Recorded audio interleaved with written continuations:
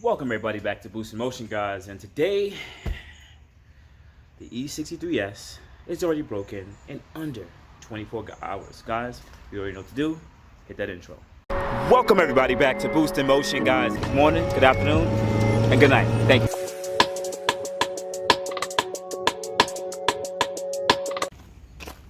Guys, it's been less than 24 hours and the E63 is already broken. So I want to show you what's going on and everything like that. So let's jump into it.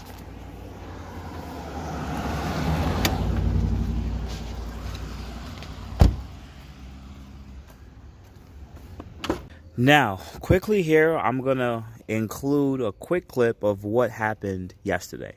Alright guys, so I got the car back again, and here's a quick joke. I went to go take a test drive, stop vehicle, leave engine running while transmission is cooling. Guys, whew, I'm just happy I got the car back. Hopefully that's nothing to really look into, and yeah man, I'm really happy I got the car back. Now, moving forward, I've been doing a lot of research, and because this M177 isn't kind of like the M177 on the C63. There's more nannies, there's more things that are involved with this car.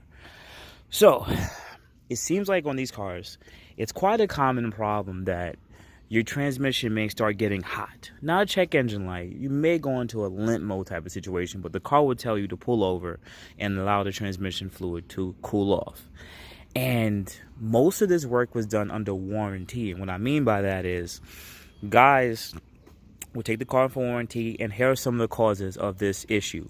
One, there is a intercooler pump or a heat exchanger pump that pumps the fluid below here in the fender, and that there's 3 pumps from what I was told, and the one pump, I guess that's for the transmission cooler or heat exchanger, stopped working, so that your transmission temperature will start to go up a lot more. That's one. Second reason will be there is a puncture. Now, there'll be a puncture in the front heat exchangers themselves, which is right here. There's one here. There's a oil cooler here. There's a condenser, and then there's another one over here too. So that would be 3. Now, I don't know which heat exchangers for the transmission itself, but it's one of those 3. Now, I did take a look to see if I can find any leaks, anything leaking under the car in the last 24 hours during the day and night. And I did drive the car, and I even took off the engine cover and looked down to see if I see any coolant leaking. No, but I did smell a hint of coolant smell, but it could have just been the brake pads, honestly, because when the guy pulled up, you know, it is what it is. So there's also 2 reservoirs for this car. Now, this is the reservoir for the radiator, which is red, and there's also another reservoir that's under here. Now, let me pick this up briefly. Used car, some of the stuff is already broken. Now, the next reservoir is right here. Now, this reservoir, I can't find exactly online what this is for. I've been searching enough. Technically, kind of like the M1, just like my C63, which had this reservoir like right here. It's for the coolant for the heat exchangers, for the turbos, right? And that's how that system keeps the heat exchangers temperature cool. Now, I did follow this line. This is the line that feeds into it, and that line went all the way across and comes up above here on top of the, I believe this is either, I'm thinking it's the ECU, but I don't know what it is yet. I'm still researching the car because honestly I haven't had it more than 2 weeks.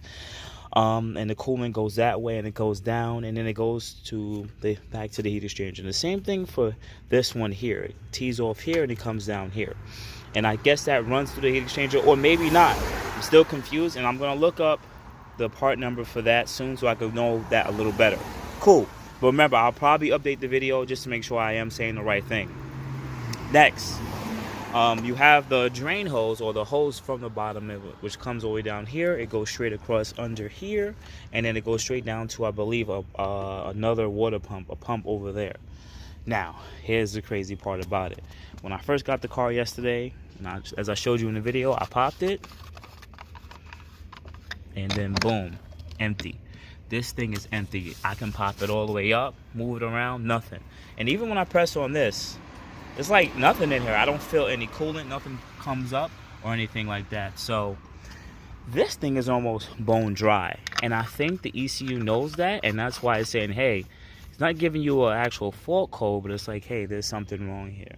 So I already looked up some of the common causes of puncture. I don't see any physical leaks or punctures or any necessary smell, and I looked under the car and everything. 2, they said it could be the heat exchanger pump itself, which could be a thing, but honestly, I don't know what that reservoir has to do with the transmission itself. From what I've been reading, once again, it's very vague about these cars. Like on the Infinities, your heat exchanger coolant is only for your heat exchangers, your intercoolers. That's it. It goes to the front radiator, right? And then it goes to the heat exchangers, which are more down up under here, right? But they're saying that this system actually uses 2, which is kind of confusing me. So they're saying that there's also a cooler for the transmission, right? And I know there are coolers for the transmission that exists for other cars out there, because that's or you call them like a transmission heater, right? And it looked like there was a transmission heater down here. It's a silver box, like, because the pumps usually look black, but the heaters usually look like aluminum. They usually look, you know, like aluminum or silver, and those are technically the coolers and or heaters or the stabilizers, right? And they're saying that reservoir actually does one part for the heat exchangers, and then the other part for the transmission cooler or heater. So that could be it, but let's get in the car because it's starting to rain, but I'm gonna finish it off when we get in the car. All right, guys, so let's do a quick emotion start. Press on the brake pedal, you left or right paddle, and then you press this. Start it regular. You don't. It sounds nice though, but anyways.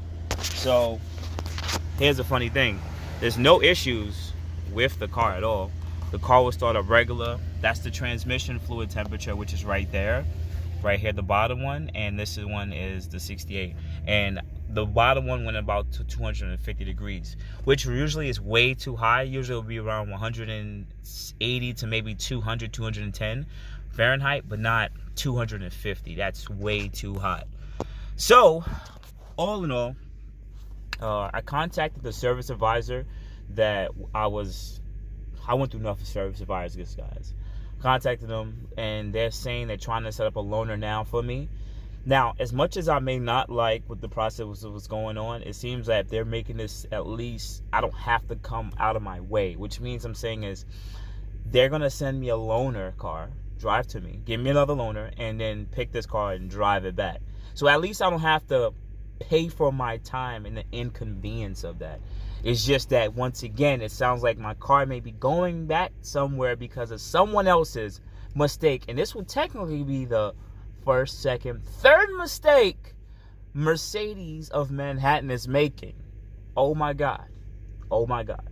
So, nonetheless, I'll see you guys in the next video with any other update that comes along. So guys, I appreciate it. Thank you. Thank you everybody for watching. Do appreciate you guys. Love you guys very much. You can also check out the 2 links I posted for some of my other videos.